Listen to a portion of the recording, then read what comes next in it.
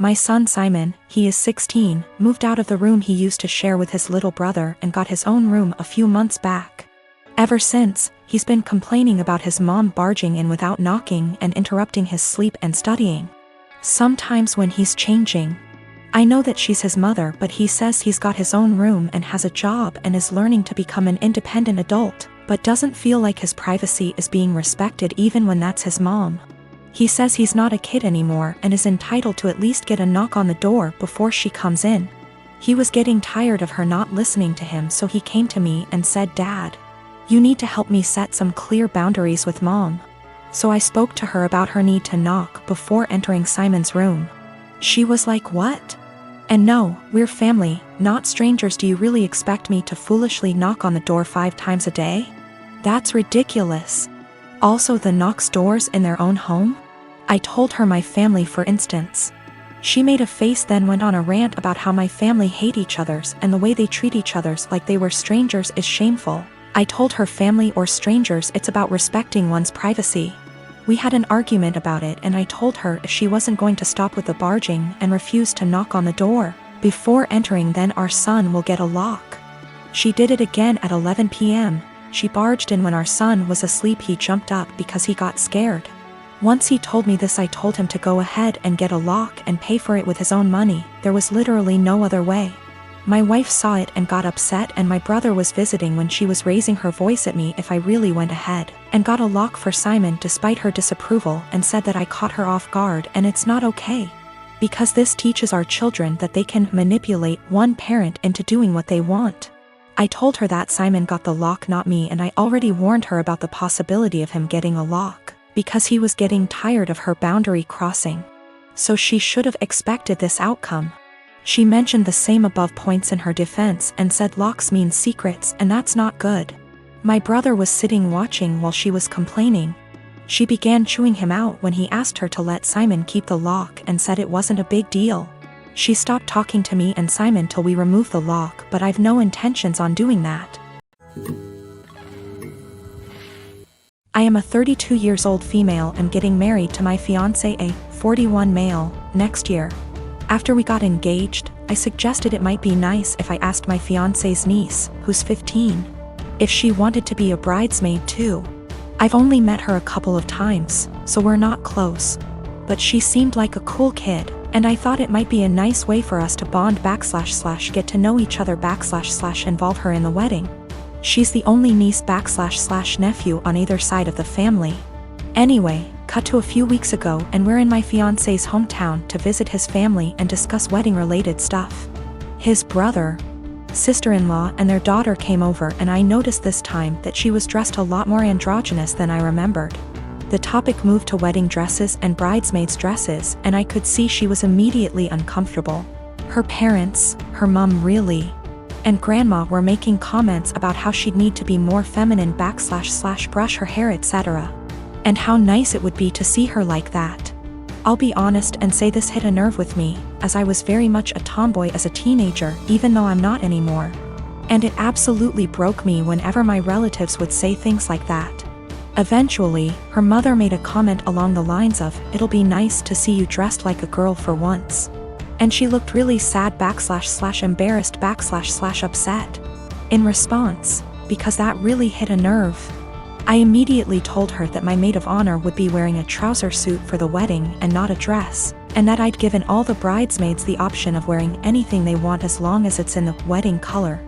To make things easier, I pulled out my phone and started showing her photos of the ideas my friend had sent me: the jumpsuit, culottes, a trouser suit, a tailored tux, etc., and let her know that she could pick anything at all she wanted. She could even wear jeans and trainers if that made her comfortable, and that it's a wedding, not a fashion show. My niece perked up a bit when I said that, but her mom looked really pissed off. She's since asked my fiancé to pressure me into getting all the bridesmaids' dresses so their daughter will have to wear one, which... No. My husband doesn't give a shit what she wears, but obviously also doesn't want his family and me to be arguing on the wedding day. I don't want to back down because I know what it feels like to be pressured into wearing something that makes you uncomfortable. But on the other hand, I know it's only for a day and it'd make the family happy. Background: my grandparents have always been a big part of my life, as have the rest of my family. They had 5 children, including my father, and 13 grandchildren, 6 great-grandchildren. My grandparents are quite rich. They had 3 businesses until last year when my grandfather died. I am the child of my grandchildren and have always been very close to them. My grandma used to babysit me until I could go to kindergarten. I wrap Christmas presents for her every year. I decorate their house, and I worked at their bar on Fridays in college, no pay, as they are too old to do these things themselves. All this was offered to my cousins, but they never helped. My grandparents ran a show horse farm for over 40 years. It was what my father took with him and I quickly began to love. I used to go every weekend with my grandma up until high school when I started studying. Even though I don't ride horses anymore, my dad and I go to clean the stalls and look after the horses every week when my grandparents are away on trips. Usually once every 2 months. My grandparents were a huge part of my life. Problem: my grandmother died 4 weeks ago. It was devastating. My grandmother left my aunts, uncles, and dad about $85,000 each. Money for which she and my grandfather worked very, very hard. It was expected. What was not expected was that they would leave me just over $45,000 along with some other valuables. I was honestly shocked. All my cousins received about $2,000 each and a few trinkets. Obviously you can see where it was going. My aunts and uncles were at the reading when I was told, so they told their children. Everyone except the parents is furious. My cousins, who are already adults, demand that I divide them equally. I don't feel like I should. I was very close to my grandparents and did a lot for them, but it's hard. My family is very tight-knit and we have holidays / monthly parties / dinners / etc. together, every year. I never expected money to tear us apart. This money can change a lot for me. I could pay off my $10,000 student loan and put the rest into my upcoming wedding / future kids / savings account. A small part of me wants to share it equally, just to have everyone together. But there was a reason they left this to me. They didn't do it to hurt anyone. I was the only one who visited them and helped them. None of them took the time to see them, except for family gatherings. But no one understands this except my parents. It seems to me that I alone destroy the family. My aunts and uncles won't talk to my father until I split the money, and my cousins won't talk to me. I only have a student loan and a car payment, so I don't have much debt, but it could give me a comfortable future. They all keep throwing in my face that they have families, house payments, college to pay for, etc. They keep saying I've been planning this for a long time, but I really didn't. I loved my grandparents. My fiancé tells me to forget about them and do what's best for me, but I'm a big family man. I don't want to split the money, that could really help me, but I feel like they can play with me, forcing me to choose between them and this. My parents also want me to keep the money for myself, as they think my family members are being ridiculous and demanding it. Is it right for me to keep that much? I feel like I deserve it. Is it right for me to put this money on my family? Or are the people I've been so close to all my life taking advantage of me? $45,000 versus $2,000 is a huge difference. PS, there is more in the will than I explained: houses, classic cars, horses, farm, land, CDs, etc. The cash / checking accounts I was given is the only thing that seems to be a problem for everyone. I have inherited more money than my cousins. They demand that I divide it equally between them or never speak to them again.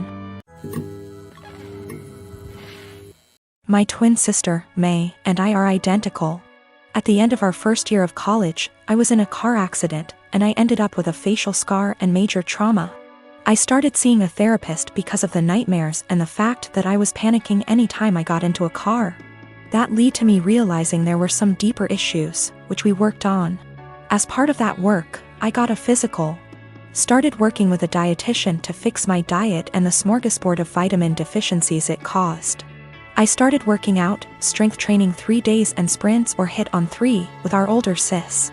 By the end of our first year of college, we had each gained about 30 pounds.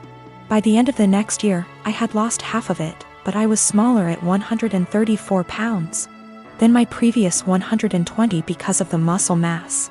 And that's been my size for the past half decade. I found a new beautician, and she gave me long layers to make my natural curls be curls instead of waves of frizz.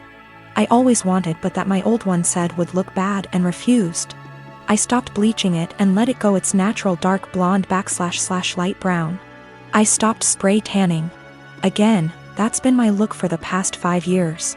I live in a rural area, and the internet isn't great. Things like FaceTime just aren't options, and I can't post a lot of pics on social media /see of it. This is relevant because a big issue is that May didn't see me over the quarantine. We talked on the phone a couple times a week, but it mostly revolved around her wedding planning. She got engaged before the Rona put us on lockdown. I wasn't her mo, so mostly I was being told decisions, not involved in the process. When it came to the bridesmaids' dresses, May sent our sister, SIL, and me a link and told us to get it in our size. Same with hair and makeup, but we had to arrange for a beautician because May's wouldn't do more than 4. And she wanted her friends at the appointment with her. Except she didn't do a bachelorette party with us, she did with her friends, or rehearsal dinner. So May didn't see any of us until the start of the wedding. She was livid. Apparently, she thought we would have stopped working out because of the Rona, even though we did it at home. Or that we would have stopped when she announced her engagement, so we didn't upstage her. She was mad because I didn't try to hide my scar and didn't tan, thought it would be implied. She made several snide remarks before throwing a drunk temper tantrum at the reception, basically accusing the 3 of us. But me ESP of trying to upstage her. I don't have that excuse /C. I was a DD so sober, but I, quite famously, have a low tolerance for angry or crying drunks. I told her, if you're so insecure, you should have got off your ass instead of expecting us to lay on ours to make yours look better. It only got worse. Our family is on my side /C. I didn't start it or do anything. But his family and her friends are giving me shit.